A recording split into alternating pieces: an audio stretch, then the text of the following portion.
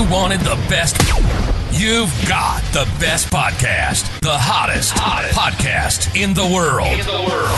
The Chris Voss Show, the preeminent podcast with guests so smart you may experience serious brain bleed. The CEOs, authors, thought leaders, visionaries, and motivators.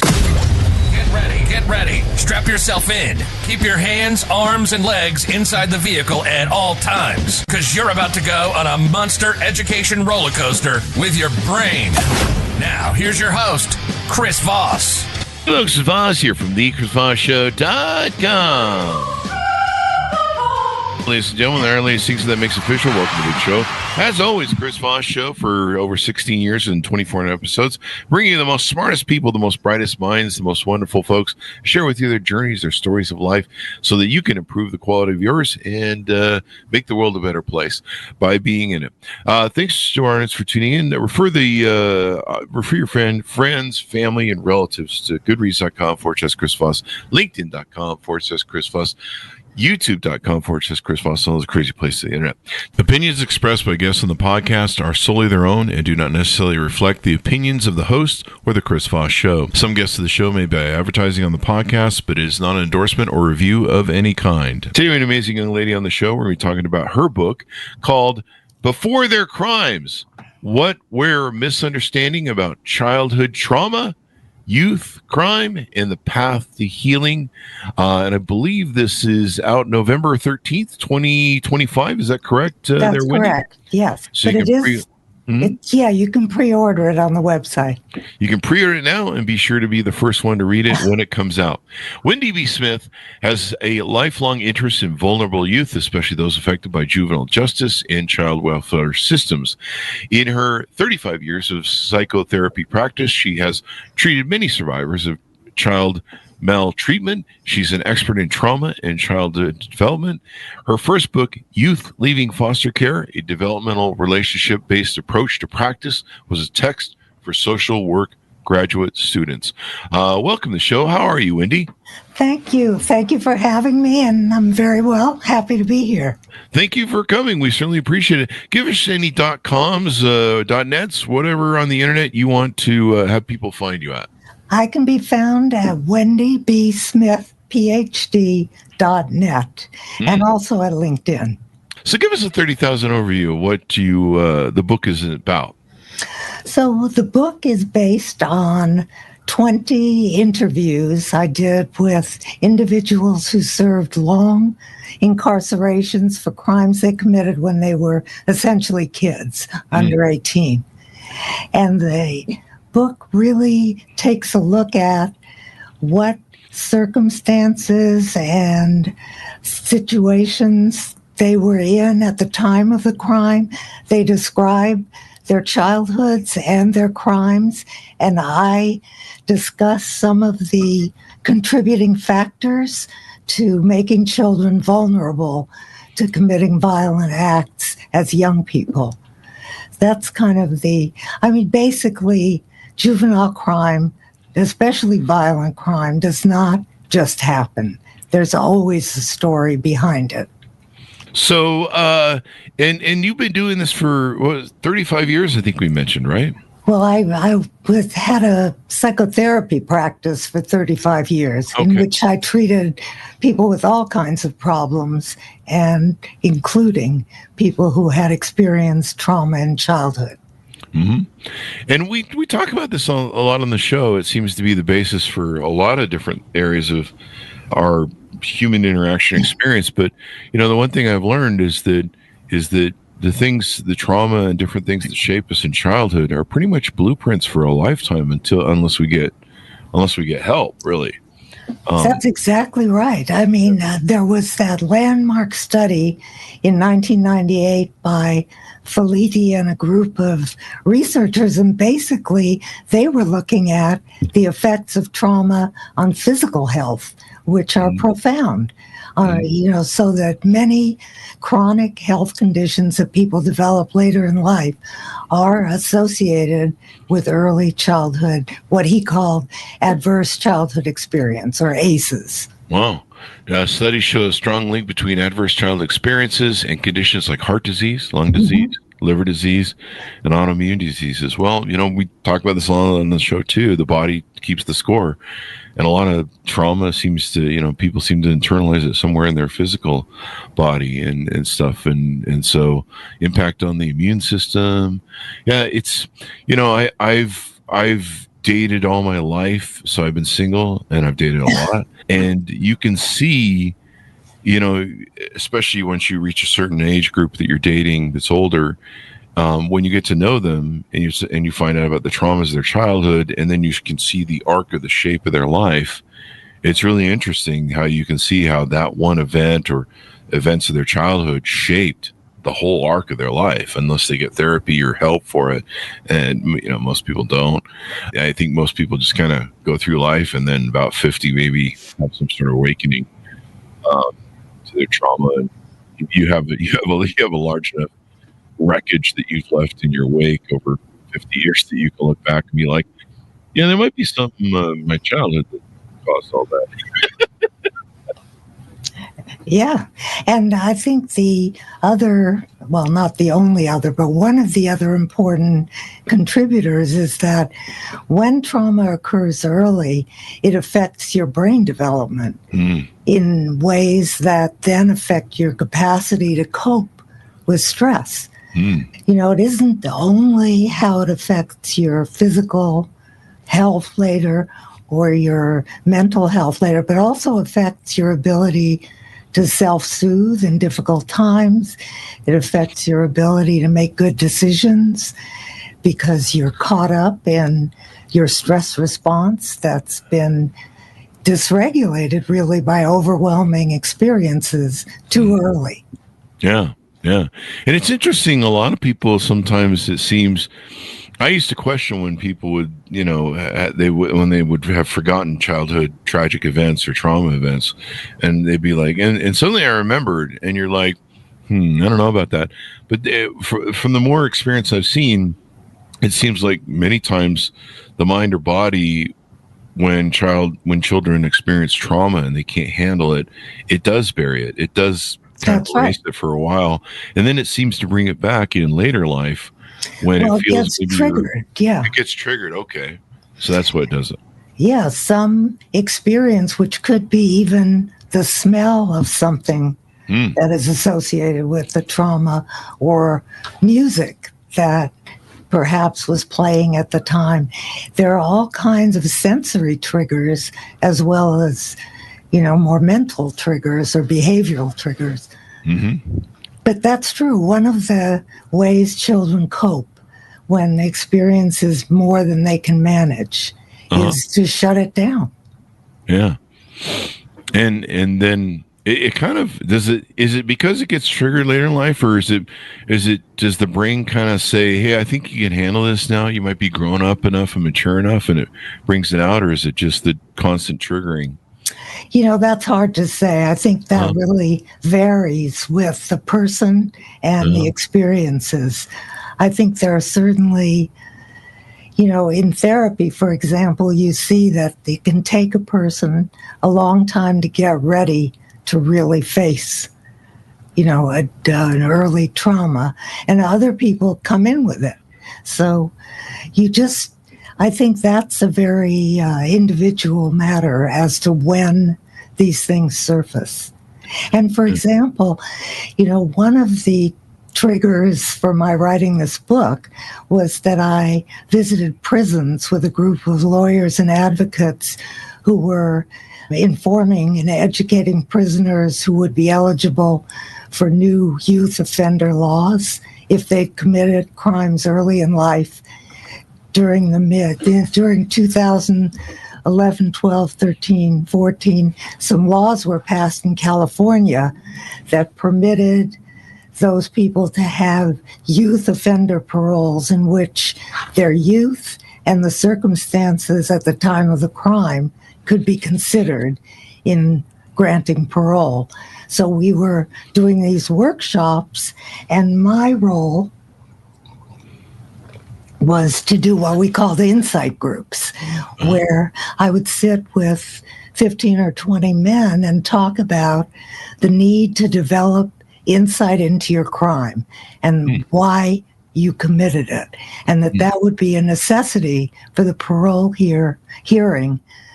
The parole board commissioners to understand that if you didn't understand your crime, there was no reason to think you might not do something similar once you were released. Huh. But many of these men would say to me, well, how do I, isn't that just making excuses if I'm looking at my childhood? They found the distinction between excuses and explanatory factors tough to sort out. And do you find that a lot of people that went to prison, or the majority, have childhood trauma, have issues? Yes. I mean, I haven't interviewed that many people, but of my admittedly small sample, in every case, there were numerous of what we would call adverse childhood experiences. Wow.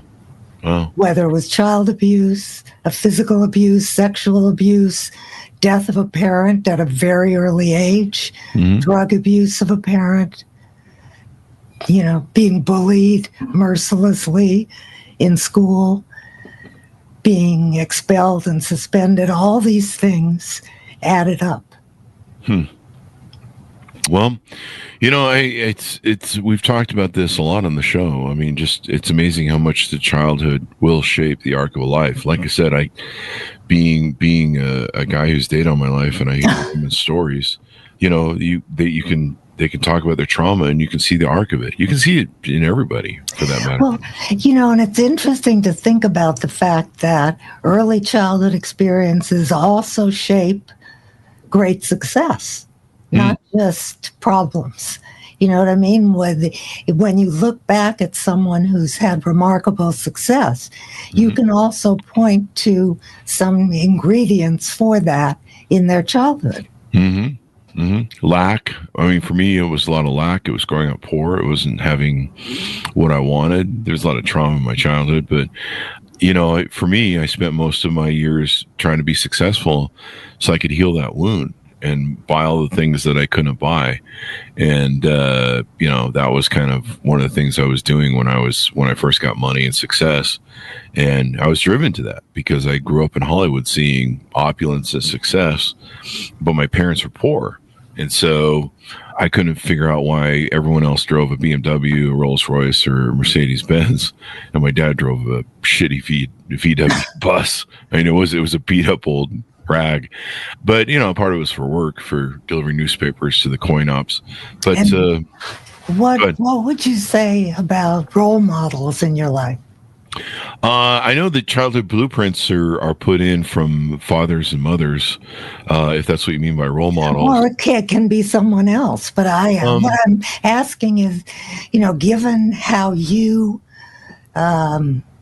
experience the challenges in your life as impelling you towards success, I wonder if there were people who provided some model of that, even if they were at a distance.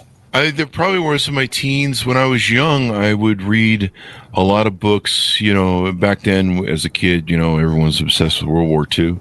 We were in the midst of the Russian war, so you'd spend, half your time underneath your desk practicing nuclear drills, because anybody knows that, nuclear bomb can't penetrate an open air desk.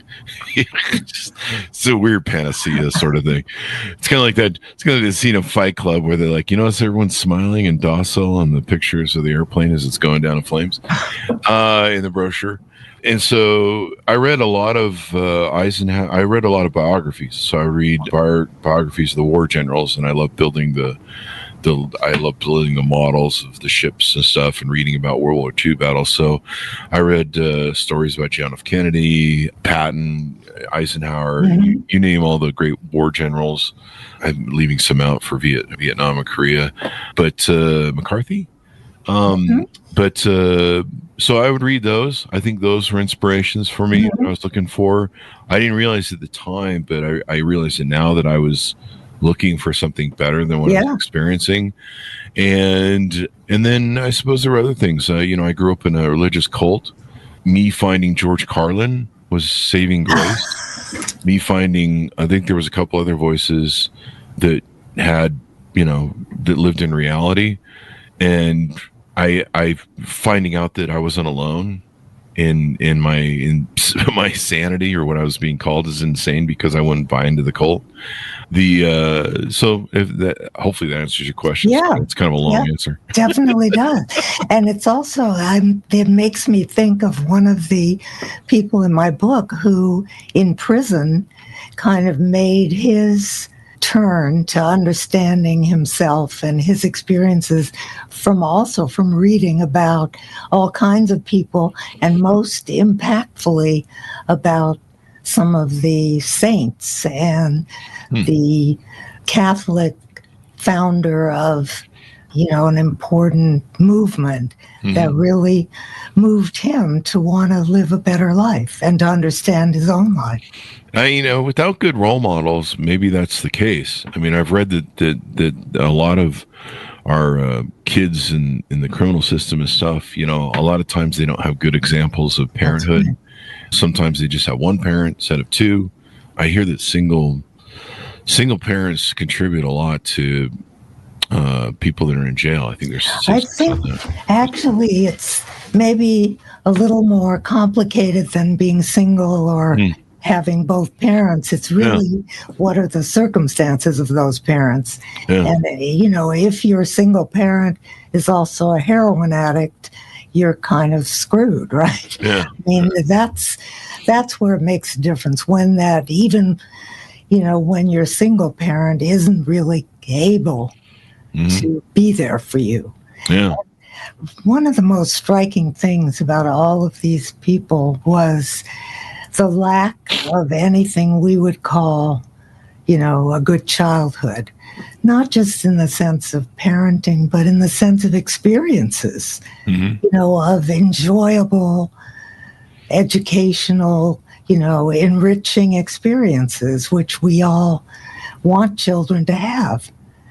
So that's another important piece also, I think, is the role of schools that could be much more supportive to children. It would take more investment on our part in schools, but that's where kids show up every day. That's where somebody's going to see if they're struggling, But a lot of times kids who are struggling get suspended or expelled, and that's starts them on a trajectory that's pretty downhill. Yep. It's interesting. So with the book, what do you hope people accomplish when they read it and kind of see the stories that you put in there? I hope that people understand that, as I say, juvenile crime does not occur in a vacuum, but that there are reasons behind it that bear understanding. I hope people will come to have a broader understanding of the fact that everything that happens to us in childhood makes a difference. Yeah. It is not like kids forget or aren't affected. Everything stays with us, just as you were saying earlier, until you unpack it. It's part of you. You're carrying it. And much of what happens to children in their early years has profound effects to the good and to the ill. And so I guess I would love to see our society have a greater appreciation for the importance of experience in childhood. Yeah. I've often said that, and of course I don't get to make the rules, otherwise I would make the rules, but I've often said that people really need to, if they want to have kids, they should be forced to go to college first for a couple years to learn how to be good parents, resolve any childhood traumas, and really, I mean, it's just kind of astounding how people take on raising children. It's just like, well, fuck it, let's just fuck this person up with all of our bullshit. Well, people probably don't intend to do that, right? Yeah, well, I mean, no one intends to do anything wrong or bad, but we learn it from our own experience. If you had a terrible experience, that's what you got to go on. Yeah, that's or you try to do the opposite. Yeah. And usually people do the opposite, overcompensate, I think, as well. Very often. Yeah, very often. So tell us about your journey. Why did you get into psychology? What motivated you to get into psychology? And I don't know if you want to give a plug out to your other book too as well. So my other book is really a textbook, so not exactly beachside or bedtime reading. But for those who are students of the foster care system, it's called Youth Leaving Foster Care. And, I think it gives you a good all-around picture of policy programs and also early development. But you won't be surprised to know that my interest also evolved from childhood trauma. I mean, it's not, shocking, because that's probably true of most people who become healers and therapists, right? It's cheaper. It's funny. Anytime I meet somebody who's a psychologist, especially a woman, I'm like, what happened to your childhood? Yeah. And it's basically, it seems like, you can correct me if I'm wrong, but it basically seems like the psychology is it's cheaper to become a psychiatrist and try and fix myself than to hire one. Well, I did both. So, yeah. Is there any future works coming out? Any future books maybe you might be working on? No, I'm thinking about something, but it's not fully baked. Mm-hmm. So I'll probably do a little bit of, short piece writing, maybe some blogs, that kind of thing for the next few months while I incubate this idea. So on your website, is there anything we need to promote there? Is there any services, consulting you do, telemedicine, things like that? No, at this point, I've retired from practice and really devoting my time to, I work with a lot of youth serving nonprofits and writing and my 5 grandchildren. Well, 5 grandchildren will definitely keep you busy there. So, well, Wendy, give us your final pitch out as we go out. Tell people where they can order your book and .nets, et cetera, et cetera. Okay. Thank you. You can go to wendybsmithphd.net, where you can pre-order from Amazon, Barnes & Noble, and Bloomsbury. And as I say, I hope that people will find the book and learn about what really drives juvenile crime, because it's not hard to understand once you really hear in the voices of the people themselves what their childhoods were like and what led them to these very critical moments. Well, thank you very much, Wendy, for coming on the show. We really appreciate it. Thank you, Chris. It's been a pleasure. It has. And order up her book wherever fine books are sold. You can pre-order now, folks, out November 13th, 2025, entitled Before Their Crimes, What We're Misunderstanding About Childhood Trauma, Youth Crime, and the Path to Healing. Thanks so much for tuning in. Go to goodreads.com/Chris Voss, LinkedIn.com/Chris Voss, Chris Voss 1 on the TikTok, and all this crazy place on the internet. Be good to each other. Stay safe. We'll see you guys next time. And that's just how it